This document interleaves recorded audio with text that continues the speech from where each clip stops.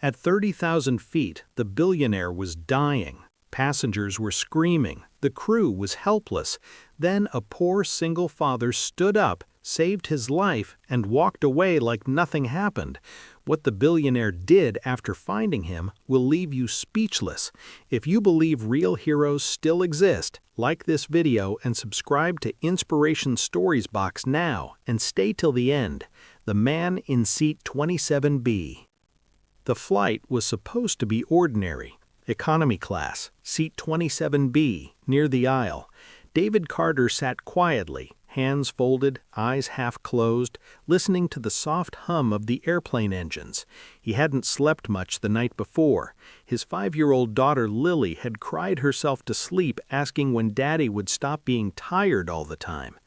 David smiled faintly at the memory. Life hadn't been kind to him since his wife passed away 2 years ago. Medical bills drained everything. 2 jobs barely kept food on the table. This flight wasn't a vacation, it was a last-minute trip for a construction contract that could mean stability for Lily. Up in first class, Victor Langford reclined in luxury. Billionaire, tech mogul, media favorite. But money couldn't protect him from what was about to happen. 20 minutes into the flight, turbulence shook the cabin.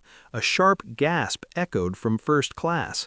Victor clutched his chest, his face turning pale. "Sir, sir," a flight attendant shouted. Panic spread like fire. "He's not breathing properly. Is there a doctor on board?" Victor collapsed. Passengers stood. Phones came out. Fear filled the air. From seat 27B, David looked up. He didn't hesitate. "Move," he said firmly, already unbuckling his seatbelt.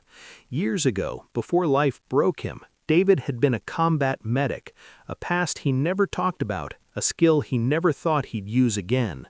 He pushed through the crowd, knelt beside Victor, and checked his pulse. "Clear space," David commanded. "He's having a cardiac episode." The flight attendants froze until they heard the authority in his voice. David worked fast. Controlled breathing, pressure points, CPR when needed. Sweat rolled down his face as the plane shook. Minutes felt like hours. Finally, Victor gasped. A deep, desperate breath. The cabin erupted in relief and applause. "You saved him," a flight attendant whispered. David stood quietly, wiped his hands, and stepped back. "Make sure he stays still," he said calmly. "Oxygen. Monitor his pulse." Victor opened his eyes briefly and locked eyes with David. "You saved me," he croaked. David nodded once. Then he turned around and walked back to seat 27B. No name given, no praise accepted, no cameras. When the plane landed, chaos resumed around Victor. Doctors, security, assistants. David waited until everyone rushed forward. Then he picked up his worn backpack and disappeared into the crowd. The search for the man who asked for nothing. Victor Langford survived, but sleep didn't come easily afterward. Every time he closed his eyes, he saw the face of the man who saved him, calm, focused, selfless. "Find him," Victor ordered his team. "I don't care how long it takes." Airport footage, passenger lists, interviews. They finally found a name, David Carter.